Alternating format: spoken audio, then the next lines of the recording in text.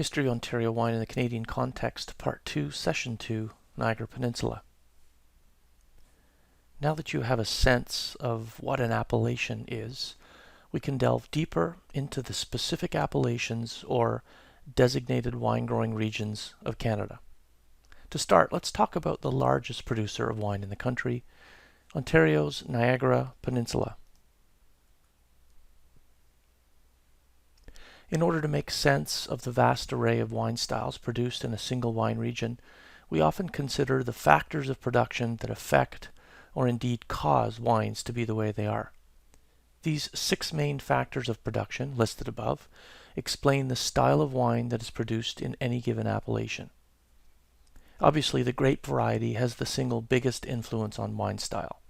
After that, we can explore the overall regional climate, whether it be continental, maritime, Mediterranean, or alpine. Weather is defined as the individual short-term patterns of heat, cold, precipitation, etc. of a particular appellation. When talking about Niagara mesoclimatic zones, we look at 4 main considerations: length of the growing season, total heat summation expressed in growing degree days, average number of frost-free days, and winter temperature extremes. As you know, weather will take into account variables such as rain, wind, incidence of late spring frost, hail, extreme shortages of precipitation, and many other examples. The specific pattern of weather that happens in a given year is known in the wine world as vintage. Topography introduces concepts of slope, aspect, altitude, and proximity to large bodies of water, which can extend the growing season or delay the onset of bud break in the spring. Soil is broken down into topsoil and bedrock, and will take into consideration things like water and heat retention, fertility, exact mineral and microbial makeup, all of which can affect aromas, flavors, and textures of a wine. Viticulture and enology are, of course, grape growing methods and winemaking methods, but we won't get into those in this module.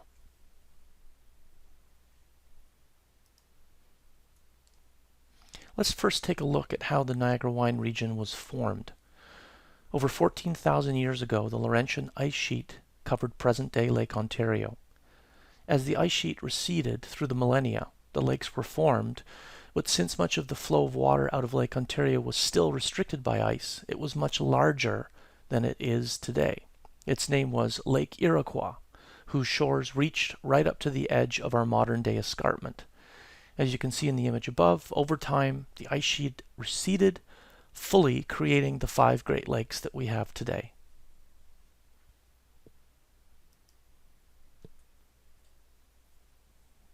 Old Lake Iroquois was roughly 30 meters above current-day Lake Ontario. The ancient lakeshore covered today's Niagara benches and flatlands at the edge of Lake Ontario. The escarpment was the lake shoreline, as shown by Ridge Road in the map above. The area in green indicates where the Niagara Peninsula wine regions are currently located.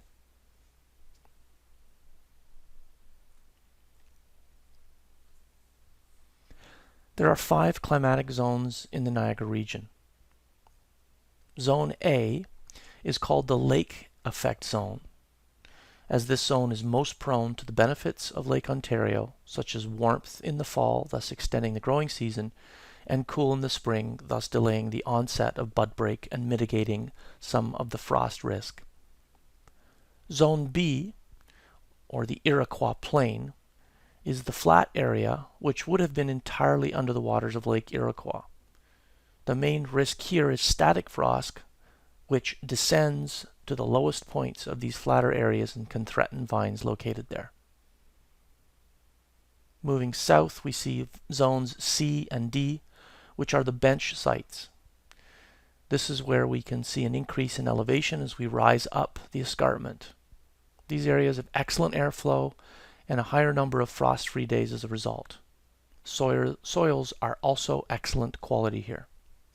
Finally, we move south to arrive in Zone E, above the escarpment and sloping down towards the south and Lake Erie. Frost risk is quite high here, and winter cold is quite extreme. Although some south-facing aspects are enjoyed, This does tend to be one of the cooler zones in Niagara and is really only suitable for hybrids and very cold, hardy winter vinifera varieties.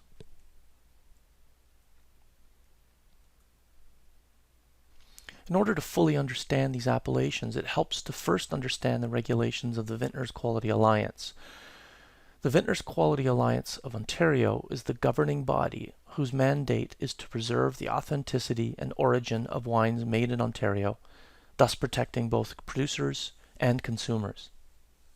VQA on a bottle of wine means 100% Ontario fruit, unlike international Canadian blends, which may have only as little as 25% Ontario fruit, blended with wines from other wine-producing countries such as Spain, Chile, France, Australia, or Italy.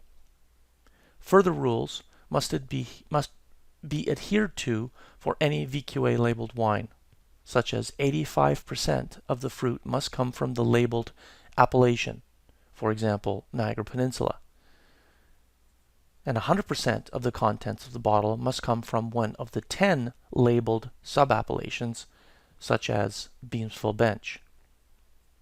The rules and regulations concerning growing, production, and labeling practices are governed by the VQA Act of 1999.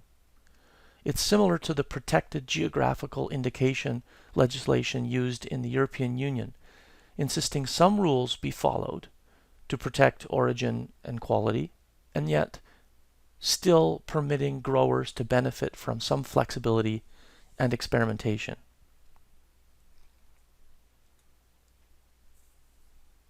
On this map, we see the three main designated viticultural areas of Ontario.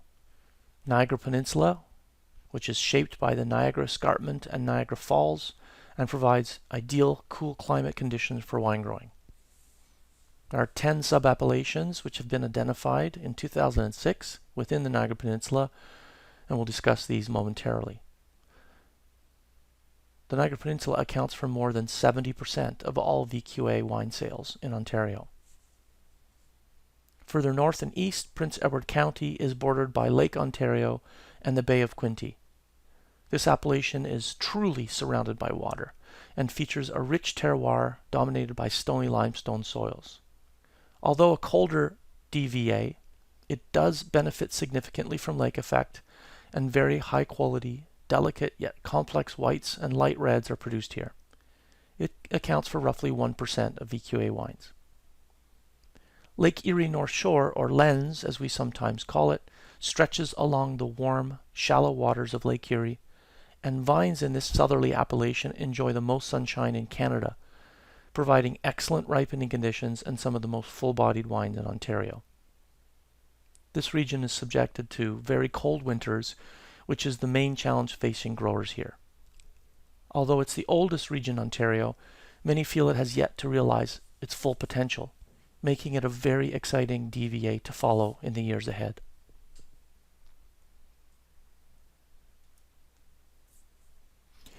As we've mentioned, the airflow coming off of Lake Ontario plays a significant role in defining the terroir of Niagara region. Without this lake effect, few of the orchards or vineyards would thrive as they do. The warm air coming off of the lake in the summer and fall helps to extend the growing season, while the cool air trapped in the lake through the winter delays the premature onset of budburst, and thus protects the sensitive vines from the late spring frost which sometimes beset the region. The air movement also helps throughout the warm summer to ensure acidity levels are maintained, and also helps to dry out vines after rain, limiting the onset of molds and mildews. For more information on these effects, please see the videos provided for this module.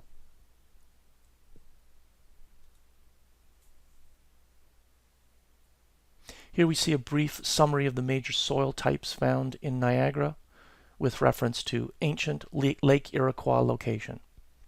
Notice the difference between the plain in green, which is the former bed of Lake Iroquois, and the bench and moraine in brown and purple.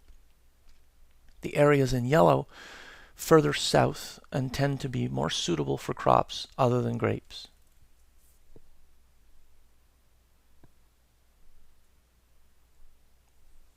When we take a closer look at the various soils from the top of Vinemount Moraine down to the lake, we can see there are, in fact, many soil types to be found on the benches and escarpment, dominated by limestone, dolostone, and shale, which rises to quite near the surface.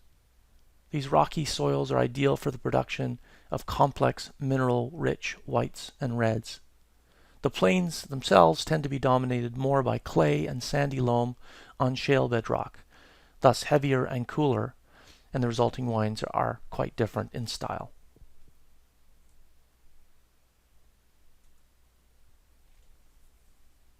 Now let's delve a little more deeply into the two halves of the Niagara Peninsula.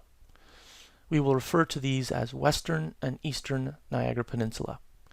In the west, we're speaking about the Niagara Escarpment, Plains, and Lakeshore west of the city of St. Catharines. There are a number of important sub-appellations here, most notably Beamsville Bench, 20 Mile Bench, and Short Hills Bench, which when combined form the Niagara Escarpment collective appellation. On the plains, we have the Creek Shores sub-appellation, and finally the Lincoln Lakeshore sub-appellation at the edge of Lake Ontario, and the Vinemount Ridge sub-appellation at the top of and south of the escarpment, which benefits from high-quality vineyard soils, but also deals with average, cooler temperatures and less frost protection. High-quality wines are produced in each of these sub-appellations, and yet stylistically, they all vary due to their distinctive terroir.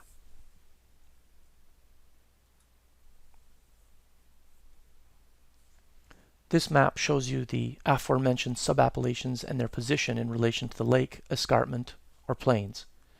In general, we're finding that mineral-rich and complex wines with notable acidity are coming from the escarpment sites. Riesling, Chardonnay, and Pinot Noir tend to thrive here.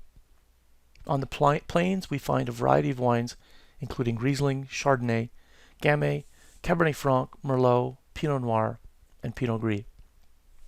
The heavier clay soils tend to also hold acidity and slow ripening for some of these varieties, leading to impressive richness and volume in good vintages.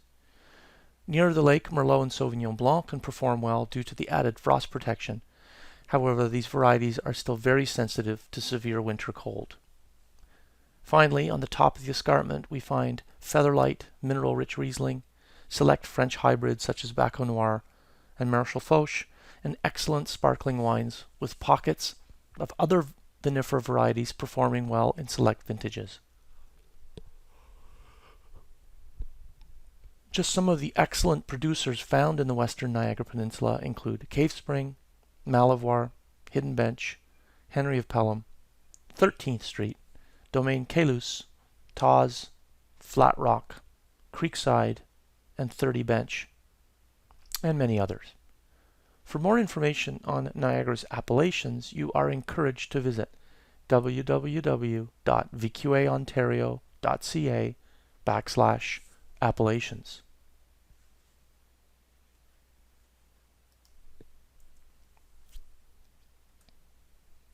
In this slide, please find a useful summary of the key factors of production found in the Western Niagara Peninsula.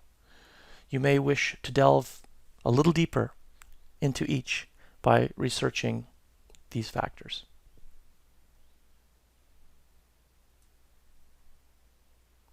This is an image of one of the most famous and historic bench vineyards in Ontario, the Cave Spring Vineyard, or CSV as it's commonly known.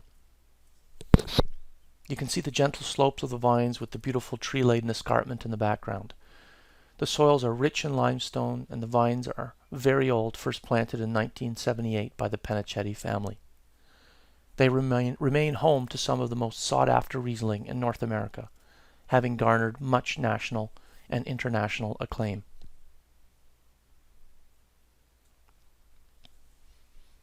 Eastern Niagara presents us with 4 very important and diverse sub-appellations, each with its own unique terroir. This explains why such a broad diversity of wine styles is produced, if the vineyards surrounding the historic and charming town of Niagara on the lake. The Niagara Lakeshore benefits from excellent lake effect. The Niagara River is one of the warmest sites in all of Niagara, thanks to the excellent airflow created by the deep Niagara Gorge and fast-moving Niagara River. In the flatter plains of the central part of this region, we have vineyards on deep sandy loam with pockets of clay, limestone, and gravel in the 4 Mile Creek appellation. And then slightly further south, again abutting the escarpment, we find St. David's Bench. These sub-appellations enjoy some of the warmest conditions late in the fall season and are thus ideal for the growth of some of the later ripening varieties, such as Cabernet Sauvignon and Syrah. Here again, you can see the exact location of the aforementioned sub-appellations of Niagara Lakeshore, Niagara River, 4 Mile Creek, and St. David's Bench. Together, they make up the collective appellation known as Niagara on the Lake.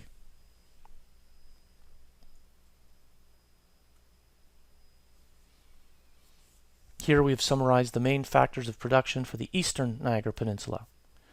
Some of the excellent producers to search out for top examples of these wines include Ravine, Southbrook, Stratus, Trius, Jackson Triggs, Inniskillen, Chateau des Charmes, and Five Rose.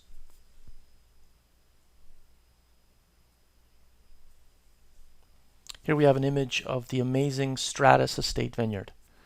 Located in 4 Mile Creek sub-appellation, this vineyard produces some of the best wines in Ontario year in, year out. Typically one of the latest to harvest, Stratus is best known for their iconic white and red blends, which demonstrate the true potential for premium quality in Niagara regardless of vintage conditions. You can see a wind machine to the right, which is a critical tool used in many of these flatter vineyards to ensure cold air is mixed with the warmer inversion layer above the ground. This prevents frosts from settling around the fruit zone.